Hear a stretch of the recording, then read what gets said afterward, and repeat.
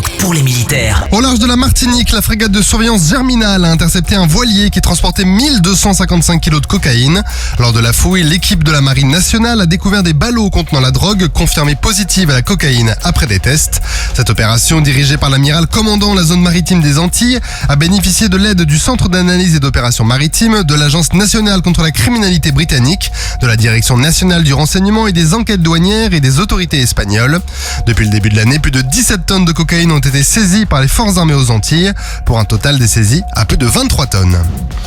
L'armée de l'air et de l'espace va inaugurer sa première base aérienne à vocation spatiale à Toulouse. L'ancienne base aérienne 101, qui avait été fermée en 2011, va ainsi renaître sous cette nouvelle forme en accueillant le commandement de l'espace. Située sur une parcelle du Centre national d'études spatiales, cette nouvelle base abritera des infrastructures modernes et sera un pôle clé pour la défense spatiale française.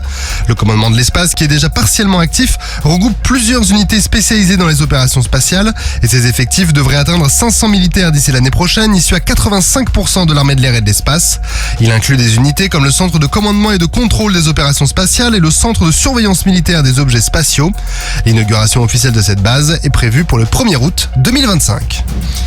Les armées françaises ont lancé un appel d'offres pour l'acquisition de 7000 nouveaux camions logistiques dans le but de moderniser leur flotte terrestre. Ce projet, intitulé Flotte logistique et tactique terrestre ou FTLT, prévoit la livraison de véhicules tout-terrain, protégés ou non et répartis en plusieurs versions. La Direction générale de l'armement va superviser ce marché qui s'étendra sur plus de 12 ans. Ce programme vise donc à renouveler les capacités logistiques avec un premier lot prévu pour 2030 qui devra inclure des porteurs polyvalents pour le transport de systèmes d'armes et de ressources pondéreuses. Ce renouvellement est crucial pour répondre aux besoins capacitaires et aux menaces émergentes, comme l'a révélé l'exercice Orion l'année dernière. Et les armées pleinement impliquées pour les Jeux Olympiques, la cérémonie d'ouverture des JO a nécessité un dispositif de sécurité exceptionnel. Les armées françaises ont ainsi été fortement mobilisées, notamment à travers l'armée de l'air et de l'espace qui a instauré un dispositif particulier de sûreté aérienne. Une zone d'interdiction aérienne de 150 km autour de Paris a ainsi été mise en place pour interdire tout aéronef non autorisé.